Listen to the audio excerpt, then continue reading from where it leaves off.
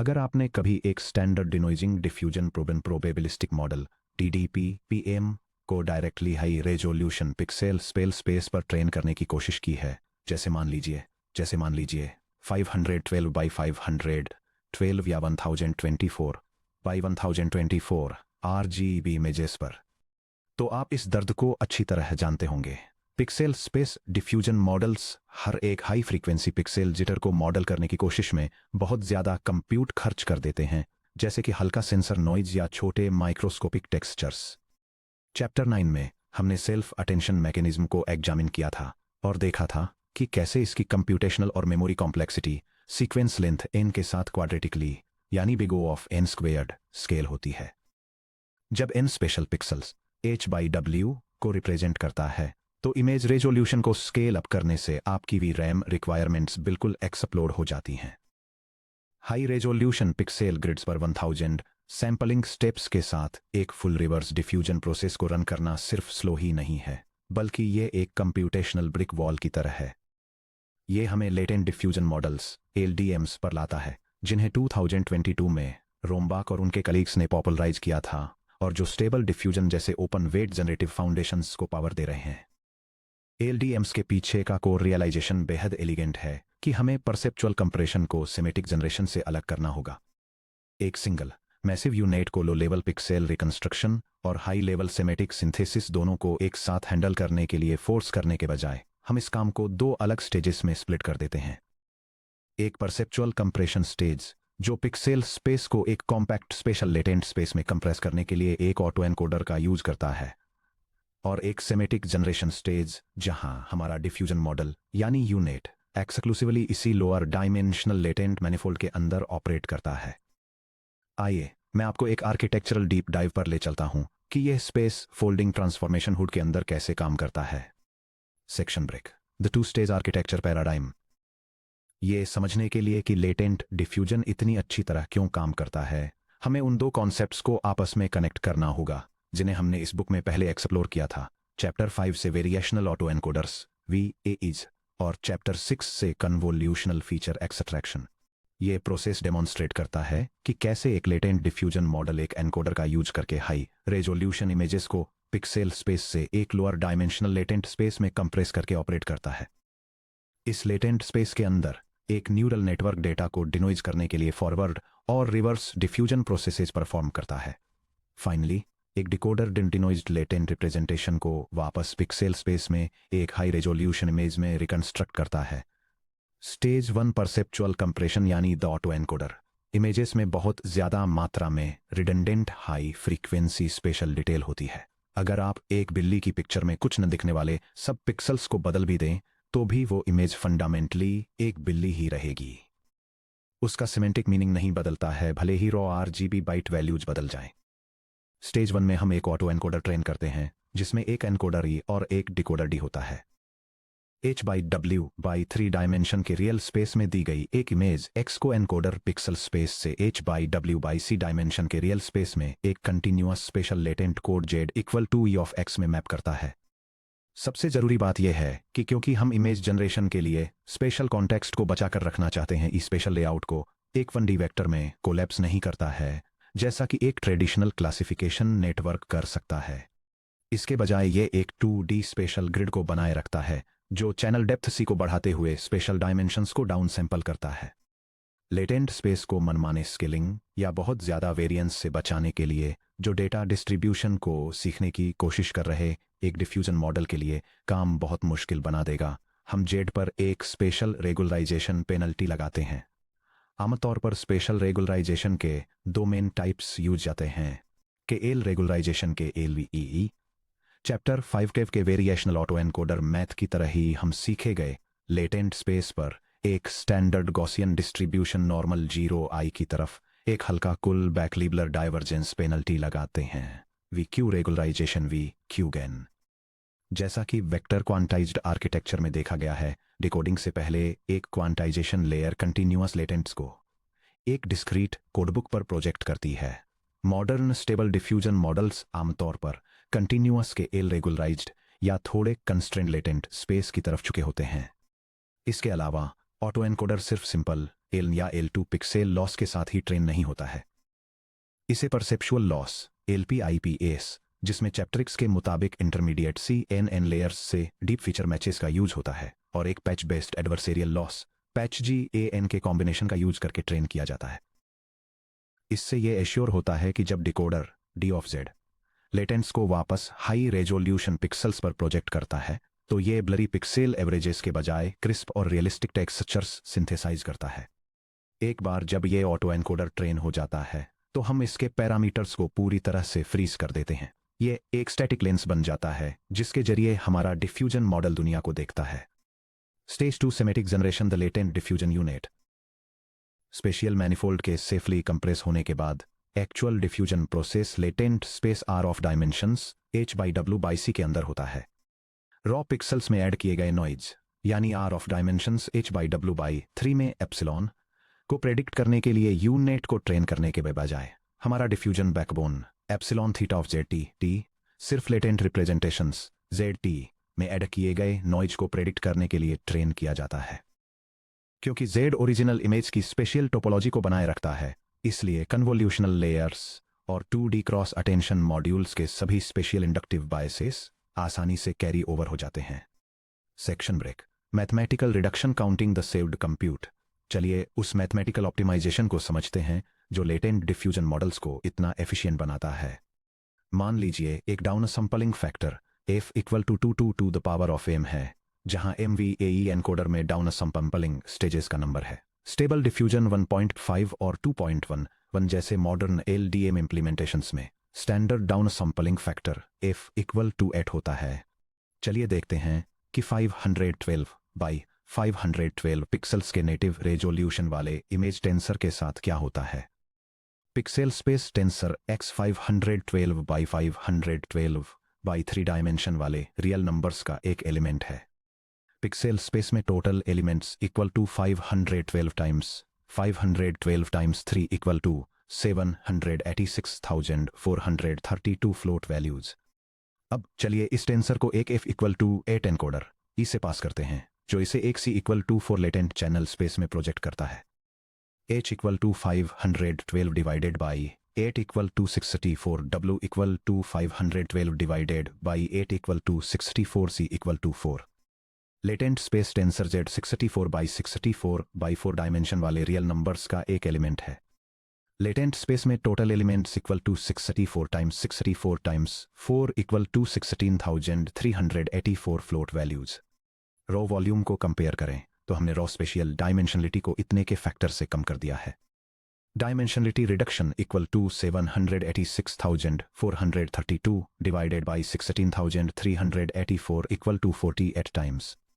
Attention पर sequence length का impact. Special dimensions H times W token sequence length N को dictate करते हैं। जब स्पेशल फीचर मैप्स को यूनिट आर्किटेक्चर के अंदर सेल्फ अटेंशन ब्लॉक्स में फ्लैटन किया जाता है। पिक्सेल स्पेस सीक्वेंस लेंथ यानी N पिक्सेल = 512 टाइम्स 512 जो = है 262,144 tokens. Latent space sequence length यानी N लेटेंट = 264 टाइम्स 64 जो = है 4,096 टोकन्स। स्पेशल सीक्वेंस लेंथ इस फैक्टर से ड्रॉप होती है। Sequence length reduction = the quantity 512 divided by 64 squared = 8 squared = 264 times. क्योंकि self attention matrix multiplication operations sequence length N के respect में O ऑफ N स्क्वेयर्ड के स्केल पर बढ़ते हैं। Theoretical raw self attention scaling factor = 64 squared = 4,096 times reduction in memory elements. जबकि special units local convolutions और multi resolution attention blocks का use करते हैं, जिसका मतलब है कि हर लेयर रॉ N = 262,144 ग्रिड पर एक फुल ग्लोबल अटेंशन मैट्रिक्स की तरह काम नहीं करती है बेसलाइन सीक्वेंस लेंथ को 64 टाइम्स कम करने से। बहुत सारा कंप्यूट बच जाता है। ये modern cross attention layers conditioning vectors और डीप रेजिडुअल ब्लॉक्स को एंटरप्राइज कंप्यूट क्लस्टर्स की रिक्वायरमेंट के बिना 8 गीगाबाइट्स से 12 गीगाबाइट्स VRAM वाले स्टैंडर्ड कंज्यूमर GPUs पर कंफर्टेबली रन करने की परमिशन देता है। Section break. ऑपरेशनल फ्लो यानी step by step latent life cycle. इस मेंटल मॉडल को अच्छी तरह समझने के लिए आइए एक इमेज की एग्जैक्ट लाइफ साइकिल को देखें जब वह एक लेटेंट डिफ्यूजन सिस्टम से गुजरती है, फॉरवर्ड नॉइजिंग से लेकर रिवर्स डिनॉइजिंग और फाइनल पिक्सेल रिकंस्ट्रक्शन तक। यह डायग्राम इमेज जनरेशन और रिकंस्ट्रक्शन के लिए एक लेटेंट डिफ्यूजन मॉडल की पाइपलाइन को आउटलाइन करता है। प्रोसेस एक वेरिएशनल ऑटो एनकोडर का यूज करके एक हाई रिजोल्यूशन इनपुट इमेज को एक कंप्रेस्ड लेटेंट स्पेस में एनकोड करने से शुरू होता है। इस लेटेंट रिप्रेजेंटेशन को स्केल किया जाता है और फिर 2 में से किसी वन तरीके से प्रोसेस किया जाता है। ट्रेनिंग फेज में लेटेंट रिप्रेजेंटेशन में नॉइज को प्रोग्रेसिवली ऐड किया जाता है और एडेड नॉइज को प्रेडिक्ट करने के लिए एक न्यूरल नेटवर्क को ट्रेन किया जाता है। इन्फ्रेंस फेज में मॉडल प्योर नॉइज के साथ स्टार्ट होता है और लेटेंट रिप्रेजेंटेशन को रिकंस्ट्रक्ट करने के लिए इसे इटरेटिवली रिमूव करता है। फाइनली डिनॉइज्ड लेटेंट को स्केल बैक किया जाता है और final high resolution output image produce करने के लिए वेरिएशनल ऑटो एनकोडर द्वारा डिकोड किया जाता है। स्टेप 1 स्पेशल एनकोडिंग और लेटेंट स्केलिंग। हम अपनी इनपुट इमेज x0 को फ्रोजन VI एनकोडर के जरिए पास करते हैं। Z0 prime equal to E of x0।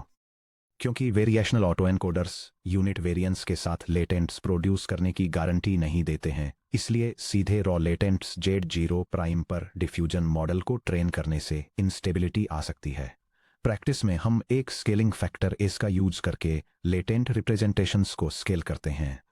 Z0 equal to S times Z0 prime. Stable diffusion 1.5 में S अप्रोक्सीमेटली इक्वल टू 0.18215 होता है। यह स्केलिंग फैक्टर ट्रेनिंग डेटासेट के एक सबसेट पर एम्पिरिकली कैलकुलेट किया जाता है ताकि यह एंश्योर किया जा सके कि Z0 में अप्रोक्सीमेटली स्टैंडर्ड यूनिट वेरिएंस हो, यानी standard deviation of 0 approximately equal to 1.0 हो, जो डिफ्यूजन नॉइज शेड्यूल्स के स्टैंडर्ड नॉर्मल अजम्पशन से मैच करता है। Step 2 forward noising in latent space. Training के दौरान हम एक रैंडम टाइम स्टेप T चुनते हैं जो 1 से कैपिटल T तक यूनिफॉर्मली डिस्ट्रीब्यूटेड होता है और मीन 0 और आइडेंटिटी मैट्रिक्स I वाले एक नॉर्मल डिस्ट्रीब्यूशन से standard Gaussian noise epsilon draw करते हैं, जिसकी shape H times W times C dimension के रियल स्पेस में लेटेंट स्पेस टेंसर Z0 के बिल्कुल सेम होती है।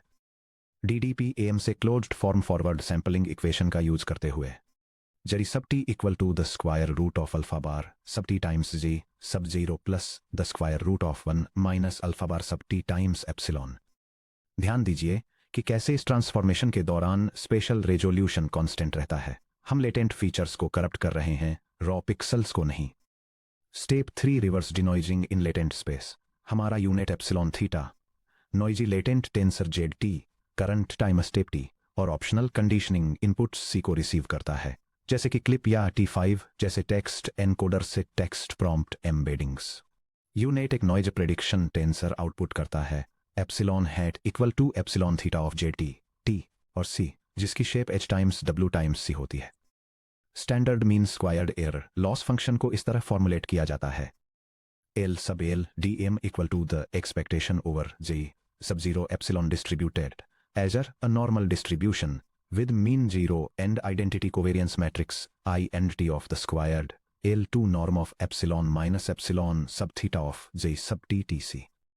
इन्फ्रेंस के दौरान हम pure latent noise Z capital distributed is normal with mean 0 and identity matrix I से स्टार्ट करते हैं और एक सैम्पलर जैसे कि DDPM, DDIM या DPM सॉल्वर का यूज करते हैं ताकि कैपिटल T टाइम स्टेप्स में इटरेटिवली नॉइज को रिमूव किया जा सके, जिससे एक clean denoised latent vector Z0 produce होता है। Step 4 decoding back to pixel space. एक बार जब हमें अपना फाइनल डिनॉइज्ड लेटेंट Z0 मिल जाता है तो हम स्केलिंग फैक्टर को रिवर्स करते हैं और अनस्केल्ड वेक्टर को VAE डिकोडर D से पास करते हैं। Z sub 0 prime equal to 1 over S times z sub 0 X hat equal to D of z sub 0 prime. Decoder spatial resolution को factor F equal to 8 से expand करता है, जिससे C channel latent grid एक RGB image X hat में transform हो जाता है, जो H times W times 3 dimension के रियल स्पेस में होती है। Section break. PyTorch implementation, latent compression और नॉइजिंग। चलिए इन कॉन्सेप्ट्स को एक क्लीन वर्किंग पायटॉर्च स्क्रिप्ट में ट्रांसलेट करते हैं। हम एक मिनिमल डेमोन्स्ट्रेशन बिल्ड करेंगे जो दिखाता है एक कन्वोल्यूशनल VAE स्टाइल एनकोडर जो एक इमेज टेंसर को f=8 के फैक्टर से कंप्रेस करता है। Closed form forward diffusion sampling directly latent space के अंदर। एक डिकोडर जो स्पेशल लेटेंट को वापस फुल पिक्सेल रेजोल्यूशन में रिकंस्ट्रक्ट करता है। यह इंप्लीमेंटेशन एक डीप लर्निंग फ्रेमवर्क का यूज करके एक सिंप्लीफाइड लेटेंट डिफ्यूजन पाइपलाइन को डेमोन्स्ट्रेट करता है। यह एक एनकोडर को डिफाइन करता है जो हाई रिजोल्यूशन इमेजेस को एक smaller lower dimensional latent space में कंप्रेस करता है, और एक डिकोडर को डिफाइन करता है जो इमेजेस को उनके ओरिजिनल साइज में वापस रिकंस्ट्रक्ट करता है। यह पाइपलाइन वेरिएशनल सैंपलिंग प्रोसेस को हैंडल करती है, स्टेबिलिटी के लिए एक स्केलिंग फैक्टर अप्लाई करती है, और लेटेंट रिप्रेजेंटेशंस में रैंडम नॉइज ऐड करके फॉरवर्ड डिफ्यूजन प्रोसेस को सिमुलेट करती है। यह एक डेमोन्स्ट्रेशन के साथ कंक्लूड होता है जो सिंथेटिक इमेज डेटा को पूरे एनकोडिंग, नॉइजिंग और डिकोडिंग पाइपलाइन के थ्रू प्रोसेस करता है। आउटपुट वॉकथ्रू जब आप इस स्क्रिप्ट को रन करते हैं तो ऑब्जर्व करें कि कैसे स्पेशल डायमेंशनलिटी पाइपलाइन स्टेजेस के पार ट्रांसफॉर्म होती है। यह पाइटॉर्च डिमॉन्स्ट्रेशन एक लेटेंट डिफ्यूजन मॉडल के अंदर एक इमेज बैच के ट्रांसफॉर्मेशन स्टेजेस को दिखाता है। यह ओरिजिनल पिक्सेल इमेजेस के हाई डायमेंशनल शेप और मेमोरी फुटप्रिंट को दिखाकर शुरू होता है, फिर उन्हें एक काफी छोटे लेटेंट रिप्रेजेंटेशन में कॉम्प्रेस करने की डिटेल्स देता है। इसके बाद ये इन लेटेंट्स में स्टैंडर्ड नॉर्मल नॉइज को ऐड करना दिखाता है, मीन और स्टैंडर्ड डेविएशन को वेरीफाई करता है, और आखिर में डिकोडिंग के जरिए डेटा को वापस उसके ओरिजिनल पिक्सेल डायमेंशंस में रिस्टोर होना दिखाता है। नोटिस कीजिए कि अभी क्या हुआ। ओरिजिनल स्पेशल टेंसर ऑफ 3/512 में पर सैंपल 786,432 वैल्यूज थी। एनकोडर ने स्पेशल डायमेंशंस को f=8 से स्क्वीज कर दिया, जबकि 4 लेटेंट चैनल्स क्रिएट किए, जिससे 4/684 का एक कंप्रेस्ड टेंसर मिला जिसमें सिर्फ 16,384 वैल्यूज थीं। फॉरवर्ड डिफ्यूजन स्टेप ने स्ट्रिक्टली इस 64x64 ग्रिड के अंदर गॉसियन नॉइज ऐड किया। फाइनली डिकोडर ने लेटेंट टेंसर को वापस फुल 3/512 रेजोल्यूशन में रिकंस्ट्रक्ट कर दिया। Section break. डिनॉइजिंग के लिए लेटेंट स्पेस क्यों सुपीरियर है? डिफ्यूजन को एक लोअर डायमेंशनल लेटेंट स्पेस में मूव करने से 3 मेजर बेनिफिट्स मिलते हैं। Computational efficiency. सेल्फ अटेंशन के लिए सीक्वेंस लेंथ को 64 टाइम्स कम करके ट्रेनिंग और सैंपलिंग स्पीड्स ड्रास्टिकली बढ़ जाती हैं। ये मॉडल्स को स्टैंडर्ड हार्डवेयर पर रन करने की परमिशन देता है और रियल टाइम एप्लीकेशंस को वायेबल बनाता है। Perceptual abstraction. High frequency pixel noise जैसे single pixel camera grain VAE training stage के दौरान फिल्टर हो जाता है। डिफ्यूजन मॉडल अपनी कैपेसिटी को स्ट्रक्चरल और सिमेंटिक कंपोजिशन पर फोकस करता है, जैसे ऑब्जेक्ट प्लेसमेंट, ज्योमेट्री, लाइटिंग और स्टाइल, बजाय इसके कि वह इनपरसेप्टिबल हाई फ्रीक्वेंसी डिटेल पर फ्लॉप्स वेस्ट करे। Multimodal conditioning flexibility. Latent space में क्रॉस अटेंशन लेयर्स आसानी से कंडीशन वेक्टर्स जैसे कि CLIP text embedding, spatial depth maps या सेगमेंटेशंस को सीधे स्पेशियल फीचर मैप्स में बिना रॉ पिक्सेल नॉइज ग्रेडियंट से लड़े इंजेक्ट कर सकती हैं। परसेप्चुअल कंप्रेशन को सेमांटिक सिंथेसिस से डीकपल करके latent diffusion model generative modelling को एक एक्सपेंसिव कंप्यूटेशनल गैम्बल से एक फास्ट, मैनेजेबल और स्केलेबल आर्किटेक्चर में ट्रांसफॉर्म कर देते हैं।